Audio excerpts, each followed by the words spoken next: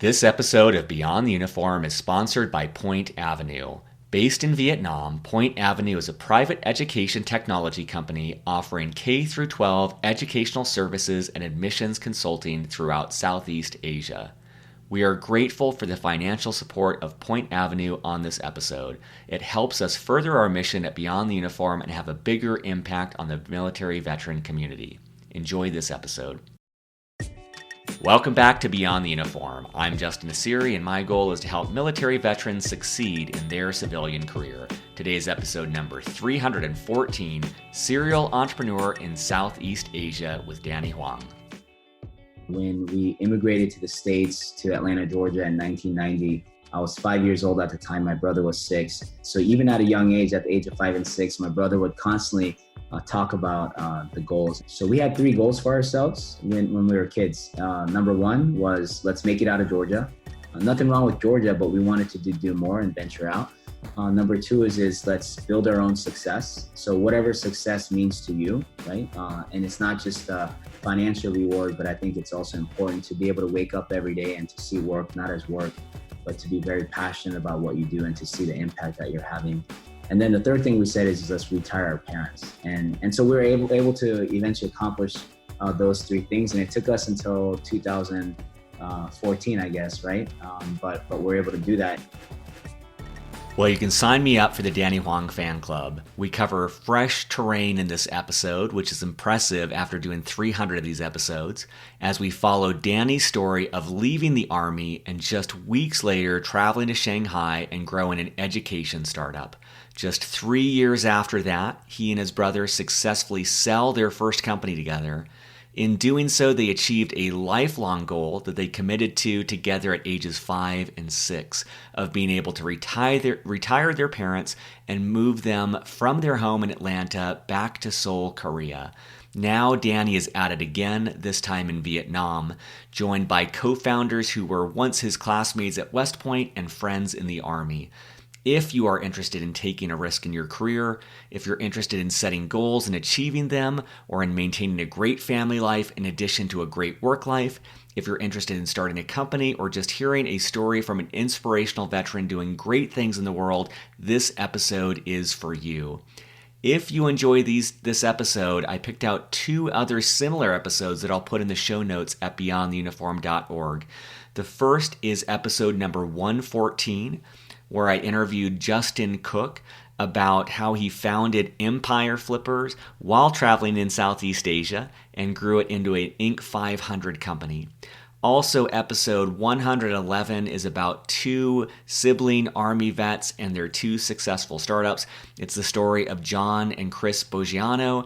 They both are West Point grads, both Army veterans, and they co-founded 2 companies together as brothers and grew them successfully together. Normally on the show, I'll start the episode with a bio. I wanted to make as much time for the interview as possible, so I'll give you Danny's bio here. Danny Hwang is the founder and CEO of Point Avenue. Based in Vietnam, Point Avenue is a private education technology company offering K-12 educational services and admissions consulting across Southeast Asia. He also serves as a partner of NP Equity Partners, a private multi-asset alternative investment firm founded in 2016 with offices in Hong Kong, Seoul, and Los Angeles. He started out at West Point, after which he served as an Army Ranger for 6 years, including 2 tours in Iraq and over 25 months overseas. After his military service, he co-founded New Pathway Education and Technology Group with his older brother Sam in Shanghai, China, which was acquired in 2014 by CBC Capital Partners. He currently serves as the chairman of Ignite, a professional services company that specializes in human capital development, and CEO of Odyssey, a joint venture company developing AI, artificial intelligence technology. Danny's hobbies include traveling the world with his wife Honda, racing in ultramarathons and Ironman competitions, reading, and spending time with his family. So with that, let's dive in to my conversation with Danny.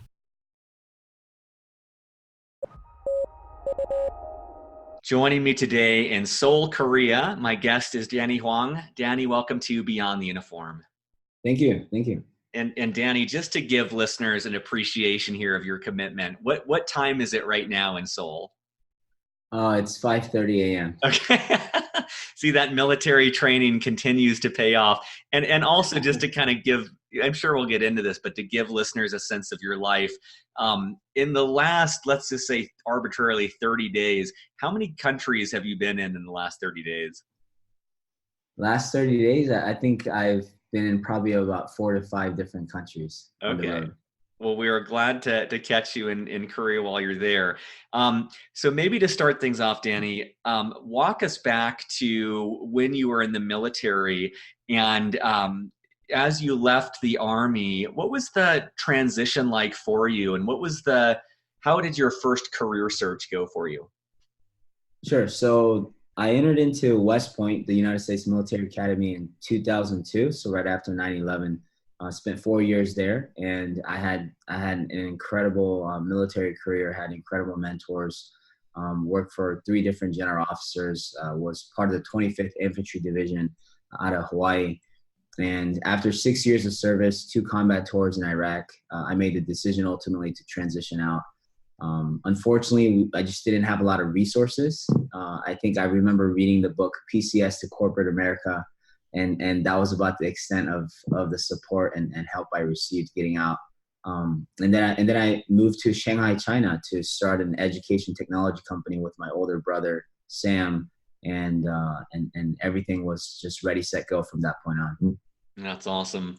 Um, Did you always know you wanted, I mean, you've had an impressive entrepreneurial track record. Is this something you always knew you ultimately wanted to do?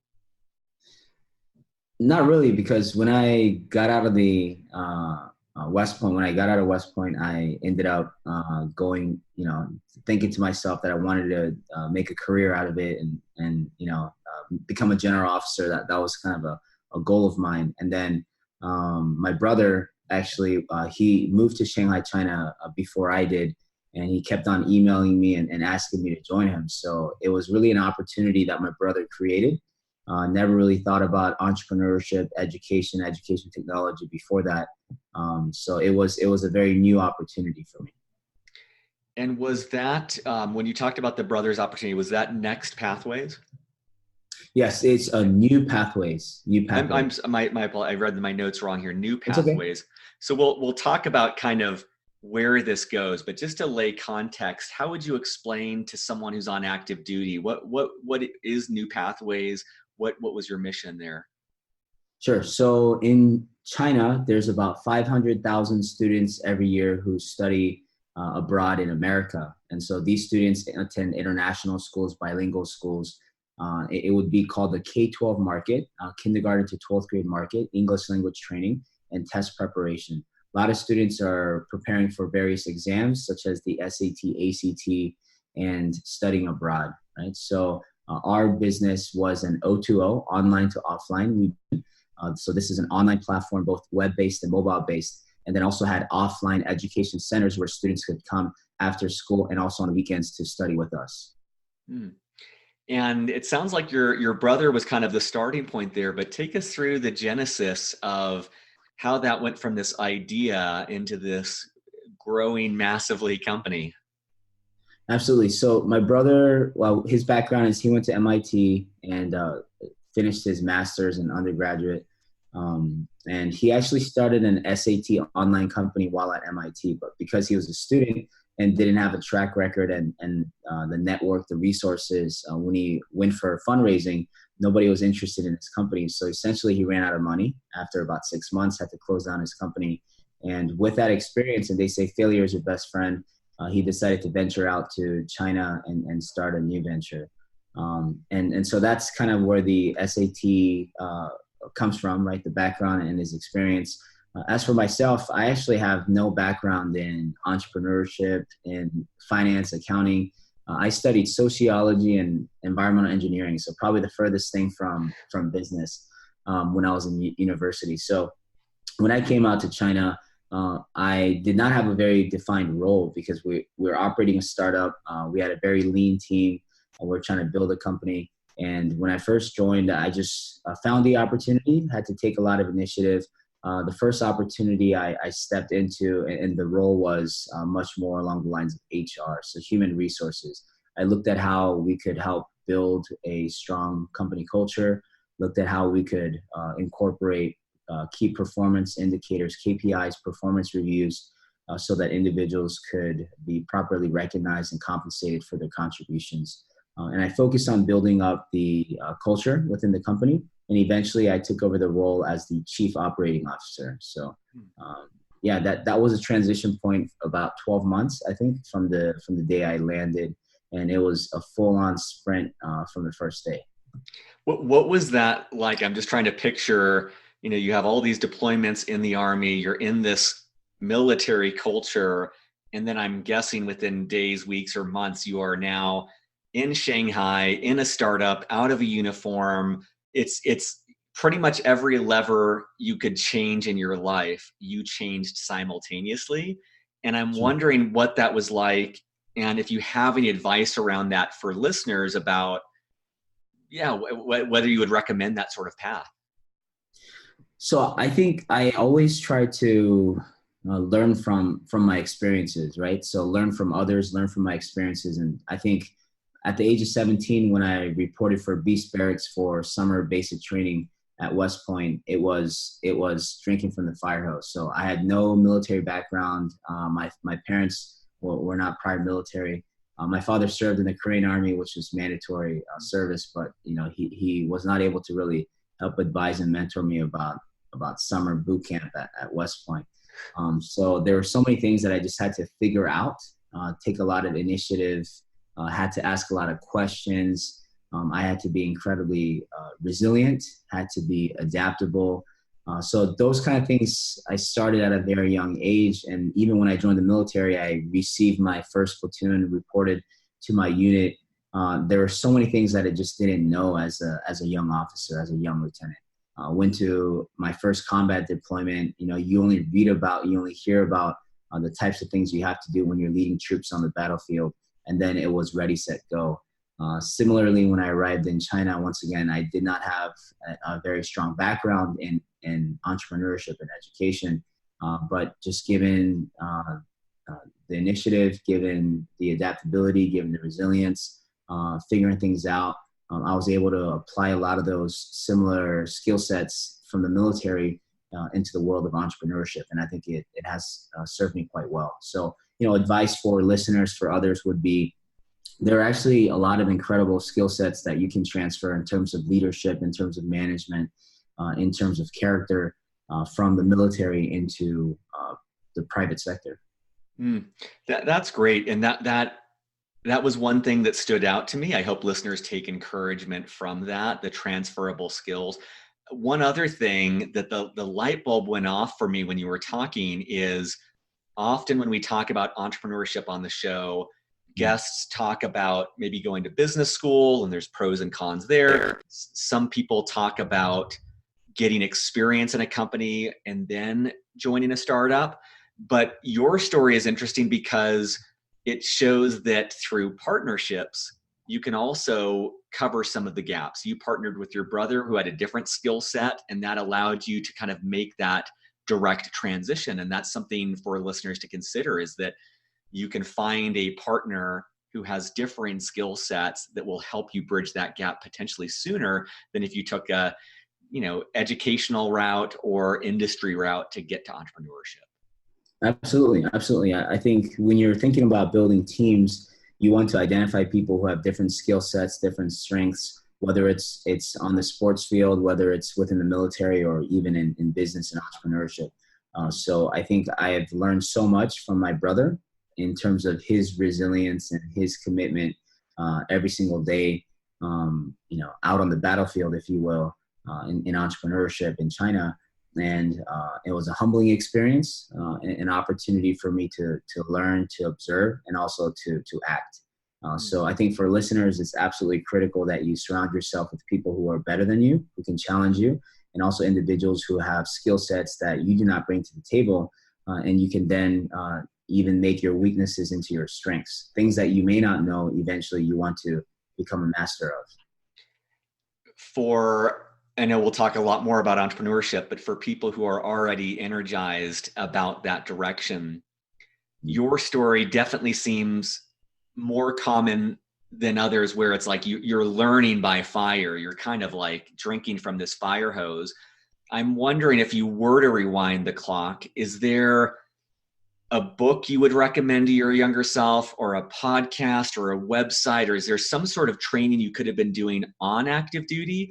Or is it just fair to say, look, get in, get after it, and learn on the job? So I think it's a combination of both. There's, going back to the military, you learn about the FM 7-8, you learn about a lot of different types of military doctrine. And then when you're actually leading troops out there, whether it's in training, out in the field, or it's out on a combat mission, some of that stuff goes out the window, right? So you have to make a lot of important decisions based on intuition.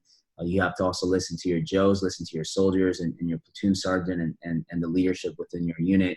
And similarly in entrepreneurship, you could spend a lot of time, I think, learning in the classroom. So, for those individuals who want to pursue a master's of business administration, an MBA, right? I didn't have the opportunity because it was an opportunity for me to either pursue an MBA or join my brother and get my MBA, what I call on the job training, at New Pathway University, right? so I just chose to do the latter, and it really served me well.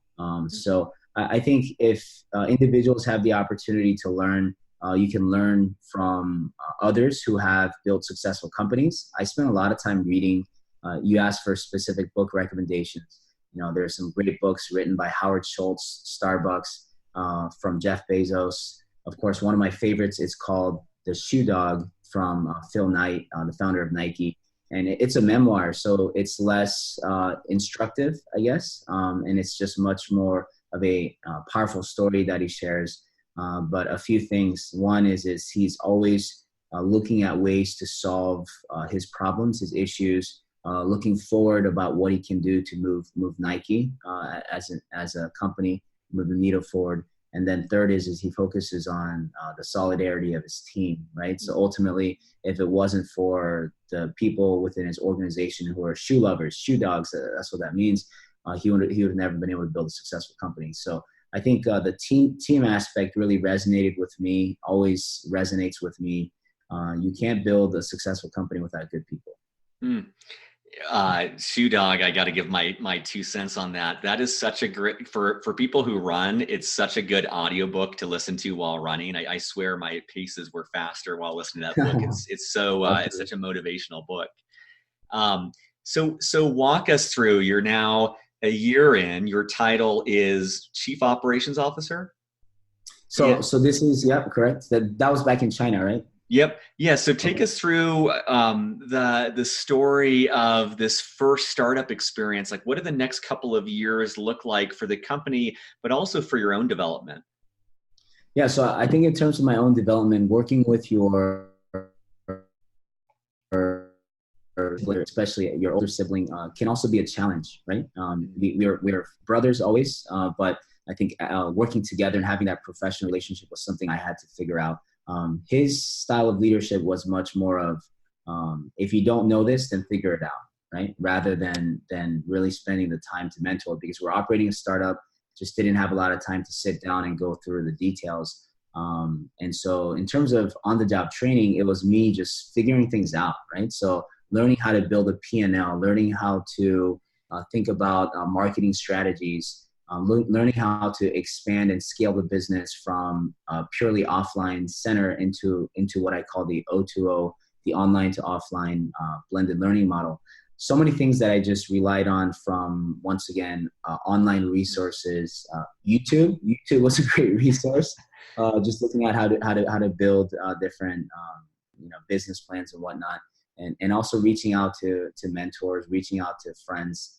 Individuals who pursued a civilian sector outside of entrepreneurship in Asia, just reaching out to them, bouncing some ideas off, and ultimately just figure things out, right? It's a lot of problem solving. It's a lot of learning. It's a very humbling experience, but you can just learn so much every day, right? So even now, I've been out of the Army since 2000. 2006, right? So 2006 I graduated. So 2012, right, transitioned out.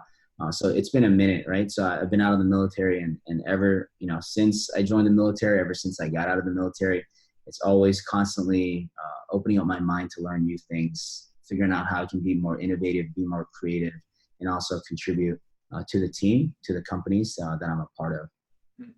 And in 2014, your first company gets acquired. What was the size of the organization at that point in terms of, I don't know, headcount or locations? So we had 3 offices in Shanghai. We had 2 offices in Beijing, and we also had a recruitment center out in Boston, Massachusetts. We had about 125 full-time employees. Man. So that was about the size of our company. We started this company. So my brother actually started this company in 2009, and then I joined in early 2012. So within exactly 5 years, we're very fortunate to sell our company to a private equity firm called CVC Capital, and then exit thereafter. Did you have time to catch your breath and celebrate, or was it straight from that into the next thing? I think it's always important to take pause, to reflect, once again, to learn from the past, and also to spend some time with family, with friends. So my brother and I absolutely had a little bit of time, right? So after you exit your company, you do have the opportunity to take a deep breath, to think about, of course, what you want to do next. We had a lockdown period, so we were operating within the new company for a few years, right? And as we were doing that, we also transitioned and built a family office. Right behind me, you can see the sign. It's called NPX Capital. So this is a venture capital. It's a private equity. It's a multi-asset family office that we're currently operating out of South Korea. So I'm here also in Hong Kong, and we're opening an office in Los Angeles in the spring. So when I say take a moment to pause, for me, what's important, right? So it matters what matters to you is what's most important. For me, it's always been about family. My brother and I actually helped retire our parents. So they were based in Atlanta, Georgia at the time. We flew them out to Korea for them to relocate and come back home, if you will, because we immigrated to the States in 1990. And for the first time in their lives, they had the opportunity to come back home to be closer to us. And then we did some traveling, right? So we did a family vacation, spent some time just sharing. For our parents, they also really didn't know what we were up to. They just knew we were doing something related to education and building some type of online platform in China. And they only had the opportunity to visit once. So for them, it was also incredibly eye-opening to see what their sons had done. And of course, we attribute a lot of our success and the type of individuals we are from great parents that we have. I can't even imagine from their perspective to not only see the two of you, their two sons working together, but then to see that success and to experience that success that leads to a change in their life and this trip together. And I think it's awesome that you did take that time to celebrate and just look back on how far you had come and come together as a family. Thank you. Yeah, absolutely. I think it's important to thank the giants in your life, always to have a grateful heart, to give back to the individuals who've done so much for you. And then also to take pause to reflect and think about what's next, right? So you need to constantly be thinking about what's next and how you can continue to add value, to have impact, and to grow and build something else that you're passionate about, that you're really interested in doing. And you have a couple things in your title that we read in your bio. So one of them is obviously the work that you continue to do at NPX Capital. The other one that I'd love to talk about as well is you're founder and CEO of Point Avenue. And I'm curious, first of all, to give listeners a sense of what is Point Avenue. But I guess that I don't want to tee up too much here, but it's kind of like, what is Point Avenue? I'd love to hear the origin story, but I'm also really curious how you juggle Point Avenue and NPX Capital and how you make that work. Sure. So after we exited our company in China, we decided to relocate to South Korea. So this is home. What's interesting is I'll rewind a little bit. When we immigrated to the States, to Atlanta, Georgia in 1990, I was 5 years old at the time. My brother was 6. And for the listeners out there, I just want to share with you that it's important to have goals, right? So even at a young age, at the age of 5 and 6, my brother would constantly talk about the goals. And when I say it's important to have goals, it's also important to either write it down or constantly be communicating the goals and how you plan to move forward. So we had 3 goals for ourselves when we were kids. Number 1 was let's make it out of Georgia. Nothing wrong with Georgia, but we wanted to do more and venture out. Number 2 is let's build our own success. So whatever success means to you, right? And it's not just financial reward, but I think it's also important to be able to wake up every day and to see work not as work, but to be very passionate about what you do and to see the impact that you're having. And then the third thing we said is let's retire our parents. And so we were able to eventually accomplish those 3 things. And it took us until 2014, I guess, right? But we're able to do that. And so, having those goals, and the goals also should evolve, right? So you should set new goals. You accomplish the goals, you set new goals, and you move forward. For me, after 2014, it was a matter of also on the personal side, I wanted to get married, right? So I think starting a family has always been an important part. I was incredibly blessed to meet, my wife in Shanghai, China, of all places. She was living in Thailand at the time. So my wife is Thai, I'm Korean American. And we met in Shanghai, China. We began our journey together as a couple.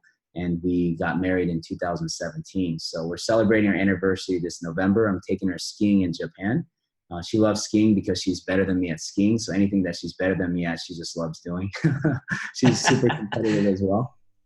But yeah, just for the listeners, I wanted to share more about the personal side as well, because it's a combination of succeeding and accomplishing things that you want, both professionally and also personally. And those things matter, right? So it's important to have balance in your life, and you have to constantly fight for that balance.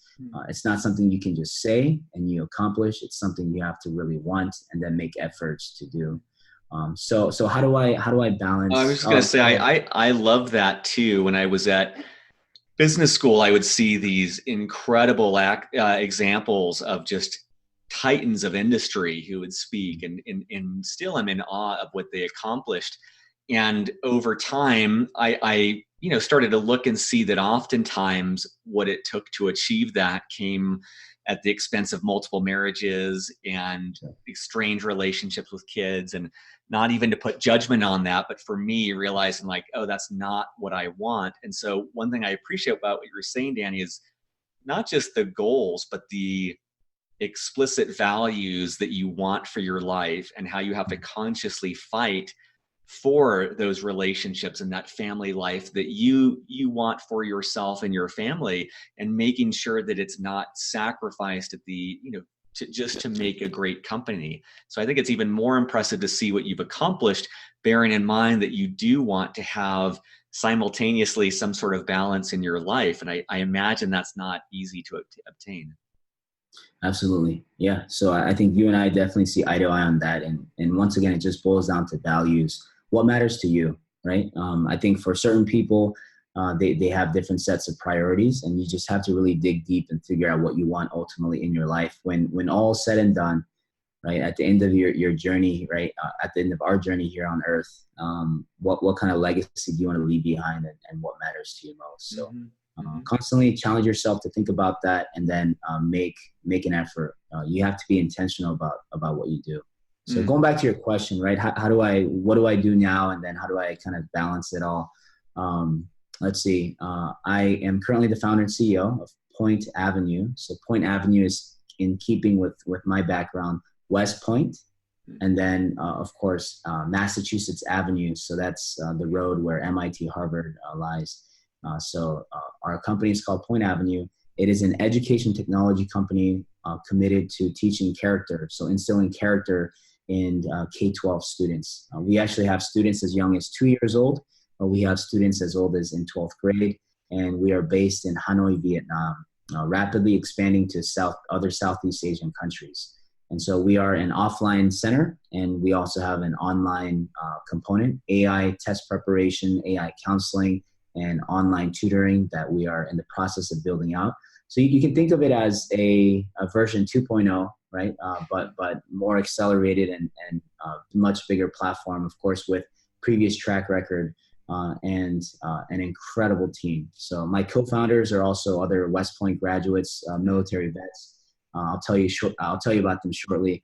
But what's kind of fueling and funding what we're doing is the family office. So we have MPX Capital as the investment arm as we continue to scale and build the company.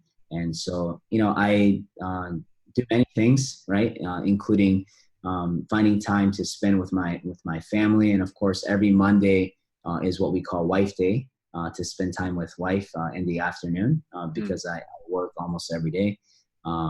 So yeah, I think it's just trying to balance it all. And once again, I keep saying this, but you have to be intentional about the things that you want, right? Things that matter.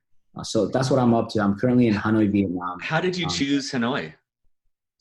Oh yeah, so Hanoi is an incredible place to be. It's very accelerated growth. GDP is about 7% year on year. There's a population of about 100 million people.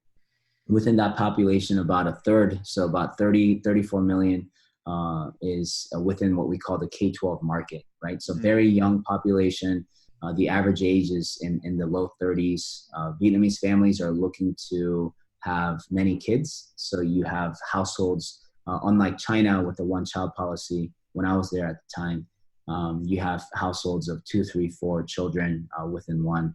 And I think there's also a great emphasis among Vietnamese families to receive an international education. So whether it be teaching English and international values at a young age by sending their kids to international schools, or of course, ultimately sending their children abroad to study in boarding high schools or in universities, undergraduate and graduate schools. So for us, we saw the opportunity to really help shape and impact the future generation of a growing nation such as Vietnam. And there's also great bilateral relationships between the U.S. and Vietnam, right? So historically, of course, in 73, we left, right, the war, Vietnam War. And then in 75, the country was unified. And then in 1994, the trade relations opened up again, thanks to the efforts of course, John Kerry, the late Senator John McCain, and also Bill Clinton. So, we've been trading with Vietnam for the past nearly 25 plus years. And the bilateral relationships are the best it's ever been. And, that's a direct quote from the U.S. ambassador out here. I had the opportunity to have breakfast with him last week, and just hearing from him about how he's very optimistic about the future of the two nations gives us great confidence to be able to operate. Vietnam welcomes foreign direct investment. They welcome foreign companies to come and to help contribute to their economic growth. These families are incredibly accommodating and welcoming of foreign entities like us, individuals who are incredibly passionate about empowering the future generation through our character-based approach in teaching. So it's been a very nice transition, actually, right? Moving from China to Korea to Vietnam now. It's been a nice transition. I mentioned this, my wife is Thai, so Thailand is only an hour and a half away. We're expanding our operations to Bangkok, so we can also spend some time at home with her family, with our family occasionally too. How does it feel? Because now, so I'm betting that some of the playbook that worked previously, you're now applying to your new company. It's great for listeners to know that Danny worked hard to build up a tremendous amount of career capital in an industry, and now he's able to leverage much of that, I'm guessing, for this new venture. But I'm also noticing the differences. You're now in the CEO spot. You're now in a different location, and it's a completely different team, I'm guessing. So I'm wondering what it's like going through a similar process, but with this knowledge and with all of these changes in this completely new environment. So I think experience is your best friend, right? When you're building a company for the first time, there are just so many things that you just don't know. Mm. And many setbacks you have, you learn a lot from those setbacks. But ultimately, you keep driving forward. I generally stay very optimistic. Our time here on Earth it's quite short, right? If you kind of add up the numbers there. So I just wake up every morning and I'm intentional about just being positive, right? So I want to bring positivity into the workplace, bring in positivity, among colleagues and team members, and it's very important to have that kind of mindset.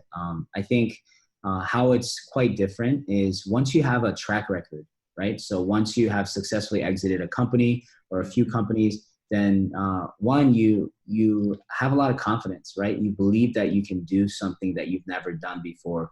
And the second and the third and the fourth time, it becomes easier, it becomes familiar, and other people are willing to be a part of that success, right? So I think the first company that I was a part of, I also had the opportunity to be in a, not in the CEO role, right? So that was my brother, just learning from him, from his leadership, from his vision, from the way in which he operated. It was an incredible journey for me to just be able to listen and observe and then be a part of it. And then it was my turn, right? So when we were launching this next company, he said, "You're ready, right? So this is an opportunity I'm presenting to you, and do you want to take it?" And I said, "Absolutely, right? I've been waiting for this moment." So, instead of building this company with individuals who are maybe proven in this industry within education technology and individuals who have been in Asia operating this type of business, I made the very, for me, it was an easy decision to bring and recruit what I call my band of brothers, right? So the individuals that I served with overseas in Iraq, in Afghanistan, individuals I went to college with at West Point, brothers I've known for the past 12 to 15 years. And, these guys actually took a very different path, right? So they served in the military. One guy was a Marine Corps officer. Then he served within the government, still did government work, right? Out of Los Angeles for one of those 3-letter agencies. And then he joined us right into education entrepreneurship. Mm. So imagine that transition, right? And then for the other co-founders, these guys went on to MBA programs. So they went on to some incredible MBA programs, Wharton, Berkeley, Haas, and Kellogg. And then they went into investment banking, into management consulting, into working at a company, Apple, right? I'm sure you heard of that. Mm. And just learning, I think, from corporate, learning from best practices, learning from big organizations in which how they operate, how they train, how they manage, and bringing all those experiences here, right? So for all of those guys, when I made the phone call, I said, "Hey, there's a great opportunity. Are you interested in joining?" And when I made those phone calls while I was in China, they all said no, right? So they turned me down multiple times. I don't give up easily, so I'm incredibly persistent in everything, right? Thankfully, I didn't have to ask my wife more than once to marry me. She said yes the first time, right? But yeah, so when I was in China, right, we were still building the company. We didn't have a track record. We just didn't have that experience. And so for them, it was much more of a risk, right? And also, I think timing is important. So for them, timing professionally, they were looking to finish that 2-year MBA to get their feet wet in terms of having the corporate experience at these big companies.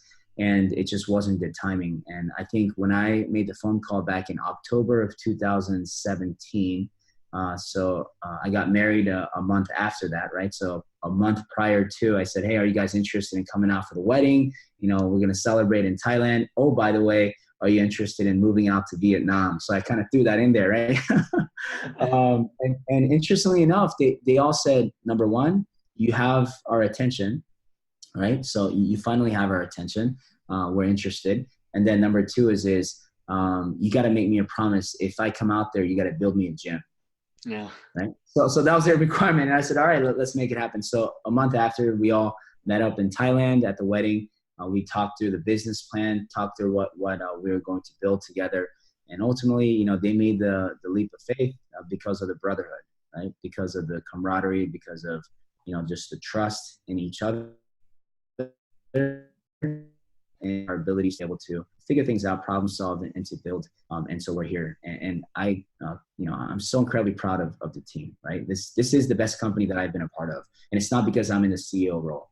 We actually have a very flat organization, right? So with my co-founders, with my best friends, we're not just building a company, we're doing it while staying friends and leaning on each other for emotional support, for encouragement, to be able to finish this journey together. What's interesting is at the very beginning of the company aspect, we said, how will we measure our success as an organization? And collectively, we all agreed before we stood up and left that room. We said, we'll measure success by finishing the journey with those we started. Mm. Mm. Was this a dream or a thought when you were at West Point? Like, I love this image of your brother and you when you were so young, setting these 3 goals. And I'm just curious, was there a point at your life where there was a goal of like, I want to work with these people once we're out of the military, or I want to start a company with these friends of mine? So when I was in the military, I did not have those goals because my goal was to make a career out of the Army, right? So I wanted to do 30, 40 years and just continue to give back and serve. It wasn't really presented to me until my brother said, hey, come to China. And at this moment, I thought to myself, I said, okay, first and foremost, I'm not going to be able to drag and bring anybody with me to China, right? Can't really convince my other friends to leave the Army and join me in a new venture in a new country where we didn't really know the language or the people.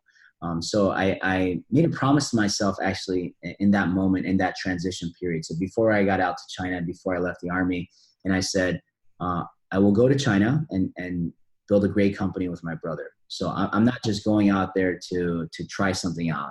I'm all or nothing, right? So that's the first thing. The second thing is once we build a successful company and we have a great platform, my goal was to then bring my band of brothers, right? So bring my friends. And when I say brothers, I don't mean just the males, right? So males and females, we have a combination of both, incredible brothers and sisters. And so that was a commitment I made even before I transitioned out of the military to say, I would love to build companies with the people I trust the most, with the people I served with, to also give them the same type of opportunities and even better opportunities than I had when I transitioned out. And so I made a silent commitment to myself. I left, kind of dropped off, all the social media because in China, everything's blocked. So I disappeared, off the radar, just kept my head down and just worked. I kept my head down and just worked for a few years. And then after we exited our company, I shared with you, I had the opportunity to take a deep breath, to reflect, to gather my thoughts about what's next. And that's when I reappeared again and started reaching out to my friends and said, hey, this is what we've done so far. There's a lot more to do, and I would love for you to be a part of it. Are you interested? And so I was able to actualize those goals, right? Once again, it goes back to the goal setting and to bring the people closest to me, the people I trust the most, to build something together, something incredibly valuable and meaningful and impactful. That's great. It's really inspiring. It's very energizing to hear that story and the purity of the intention behind it. And also I love that you're underscoring the persistence and perseverance that goes on behind all of this. And I'm thinking of probably the times in my life where I maybe wouldn't even have the courage to ask the people I wanted to work with to join me. And then certainly wouldn't have persisted in asking them multiple times and facing that rejection. And it takes a lot of courage. One thing I wanted to ask about was, on the one hand, it seems like there is a tremendous amount of opportunity for those willing to work in Southeast Asia, in China, and in that region of the world. And at the same time, I'm recognizing your background growing up in South Korea, the fact that your brother was in China. For someone who's listening, and maybe it's not entrepreneurship, maybe it's just taking advantage of an opportunity in that region of the world. Any advice for how to make that happen if they don't know anyone over there, if they have no context for what it's like living over there? Yeah, so before I start with that, I just want to reiterate, don't be afraid of rejection, right? Don't be afraid of failure. I think that's what prevents people from from transitioning successfully and being able to start kind of a new chapter and to do something that they've never done before. So I've always, I mean, of course, I've had a lot of failures and setbacks in my life. Go back to my time at West Point. I think at the age of 17, I tried out for the crew team, the rowing team. I got rejected because I wasn't tall enough. I tried out for class president, and I thought I had it in the bag, and I ultimately ended up losing. And so I just had multiple setbacks, and then of course with every setback you reflect, you learn, and then you get back up and you drive forward. And you have to be persistent, and you have to believe, you have to be optimistic that you can be better the next time. And so now, moving forward to where I am today, I think I just carry those lessons with me, and apply those every time. And of course, share those lessons with others. Right. So going back to your question, do you mind repeating? Yeah. What advice you have for a listener who wants to work in some capacity in Asia, Southeast Asia, and doesn't even know where to start? Absolutely. I think, one of the things is being in the military, you're constantly moving around, right? So a lot of times in the military, people would ask me, where's home? At one point, I guess it was in New York, then it was in Fort Benning, Georgia, then it was in Hawaii, and then, I would never call Iraq home, but constantly moving around, right? So I think we developed this mindset that home can be anywhere. It's not so much about the geographic location, but it's much more about the people you're with. So I think when you think about opportunities in a foreign country, in an area maybe where you're not so familiar, you have to really ask yourself, what type of community will I be surrounded by, right? So if you're surrounded by an incredible community of people that you want to be around, then work becomes fun, right? And work doesn't become work, but it's just a part of what you do. I think that's much more important than where you are geographically. That's the first part. Second part is, of course, it's important to have exposure and experience. So I think the worst thing anybody can do is live within a bubble, right? So you grow up in this town, you live in this town, you never really leave that bubble.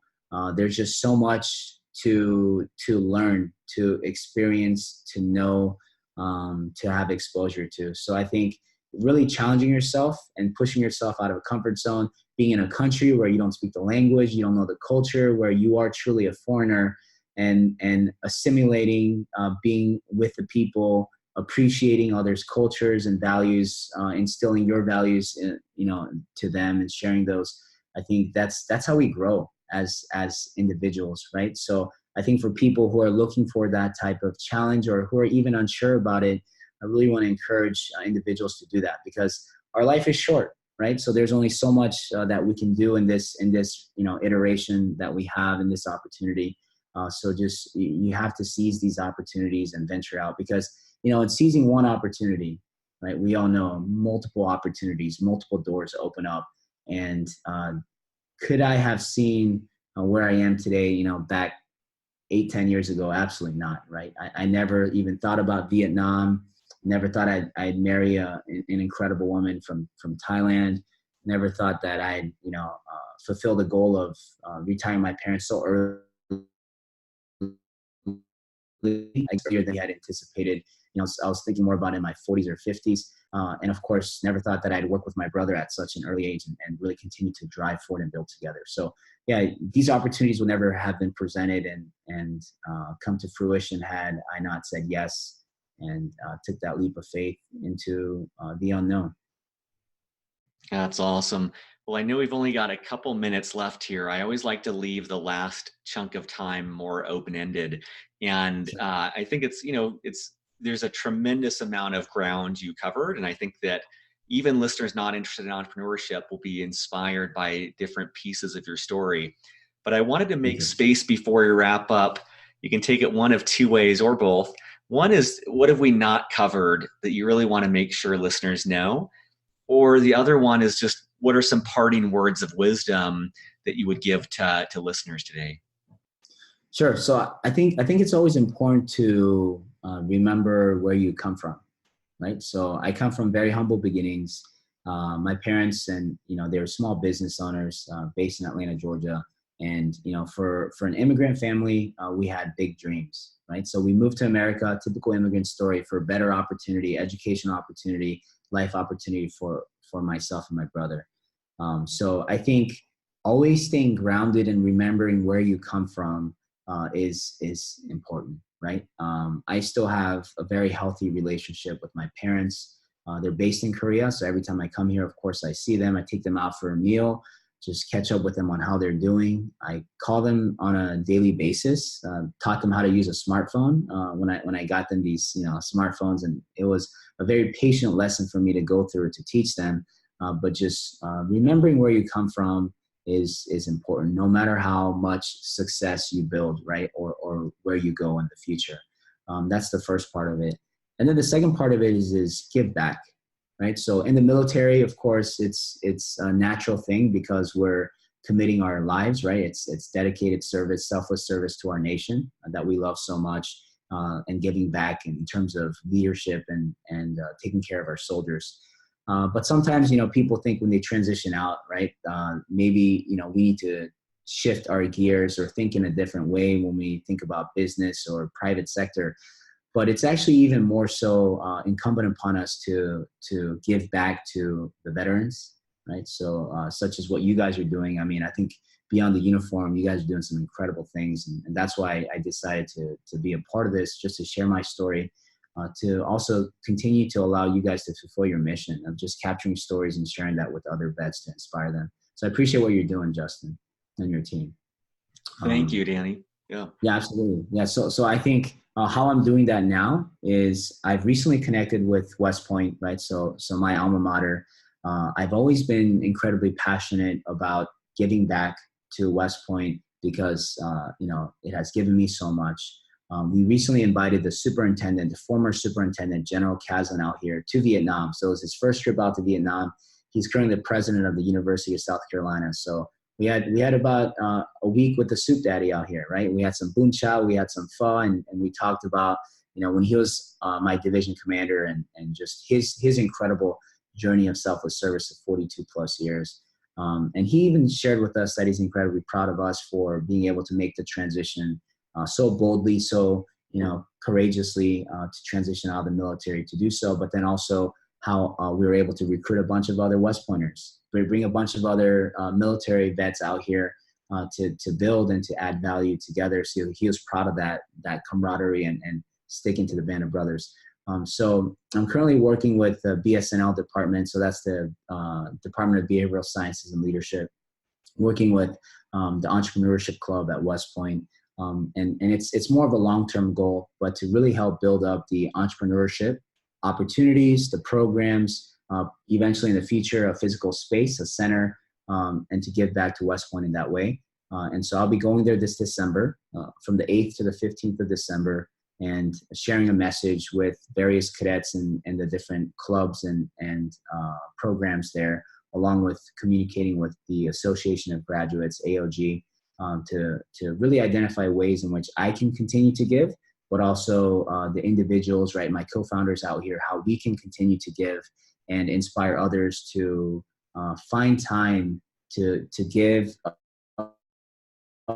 of time, of the message of, if possible, even financially, to give to the organizations that you're a part of, specifically within the military, any way, shape, or form, because it's incredibly important to give back to something that has given us so much. Well, Danny, I appreciate your taking the time early out of your day to share your story. I appreciate the way that you're supporting the military community as well, not just with Beyond the Uniform, but with West Point and hiring your classmates and partnering with them and just all the incredible work that you do. And I know that listeners are going to take a lot away from our conversation today. So thank you. Thank you very much. Yeah, maybe like one last thing I would say is be disciplined about what you do. Right. So I did wake up, 5:30. I actually woke up at 5, I guess, had to splash some water in my face. But that's a normal day for me. Right. So, ever since I was 17, I guess, and maybe a little bit before that, I would always wake up early, start my day, meditating, reflecting, and then start my day with physical exercise. You know, in the military, we call it PT, right? PT is good for me, good for you. And then go into the office. So even now at my age, after all these years outside of the military, I still keep that bit of military discipline, keep that type of, you know, mindset in terms of healthy habits and how I operate my life personally and how that transitions into the professional workplace. But remember, like, this never stops, right? So the conscious effort you make to be healthy, to be balanced, to be physically fit, mentally strong is something that has to carry with you even beyond the uniform, right? Pun intended. I love it. I think of Jocko Willink, discipline equals freedom. That's really, really fantastic. Right. Thank you so much, Danny. Thank you very much. Surface, surface, surface. Thank you so much for listening. I hope you enjoyed this episode. Quick couple admin points. We release brand new episodes every single Monday and Thursday. Those are usually recorded about a month or so before they go live. Every Monday and Thursday, we have an interview, usually almost always with a military veteran about their civilian career. More and more, we're starting to add in experts who may not be veterans, but may have some expertise that will help the military veteran community. Saturdays, I typically post more of a behind the scenes episode, which is a free form format. I try to use what I'm calling a mullet format. And by that, I mean business up front, party in the back, talking through admin points, professional topics related to the podcast. It might be a conversation I had that week. It might have been an interview I had that week, but just trying to share things that are top of mind that may help you, and more of a free form, straight from the heart format. And then the party in the back is the personal side of things, just kind of more free flowing thoughts on life, on improving oneself, just kind of whatever's going on in life, and trying to be authentic and honest about those things as well. Special thanks. We have an all volunteer army of people behind Beyond the Uniform making this possible. We do this on our lunch breaks, on our evenings, on our weekends, because we love the military community. We want to give back. We want to make a difference. We want that as part of the purpose in our life that we valued in the military. So special thanks to Steve Bain. Steve does pretty much everything. He helps secure guests. He does our newsletter. He keeps the reels rolling and keeps me sane. Kathleen Dillon, the first person to join our team. She writes text transcripts of every single episode. It's wild. She keeps up with 2 of these a week despite a demanding career and education right now. But those transcripts help us get more SEO value, helps her audience more. Andrew Woolridge is our data guru. He helps us understand the numbers, which is the easiest way for us to figure out how we can better support you, and adds kind of the data oversight for that. Rick Healy does all of our social media. He is gaining more and more of an audience for us by getting our videos, getting our podcasts out on social channels. The best way to stay in contact with us is if you go to beyondtheuniform.org, there is a newsletter. You'll have a little pop-up that comes up. You can put your email in. We email twice per month. We try to be respectful, but it is a great way to get appraised of upcoming events, upcoming interviews, promos where companies are giving discounts to Beyond the Uniform listeners, and more. This does cost money to put on. We are committed to not charging veterans directly, and the way that we kind of offset costs is through corporate sponsors. So if you know of a company that would like to get in front of a military audience and their families, that's one way that we can both add value to our members, but also offset the costs of Beyond the Uniform and give us a little bit of budget to start expanding what we're doing. So that's the best way you can help us. If that's not something that you can do, a positive review on iTunes is greatly appreciated. Have a wonderful week. We will be back Monday, Thursday, and Saturday with more interviews. And keep up the listening. Take care.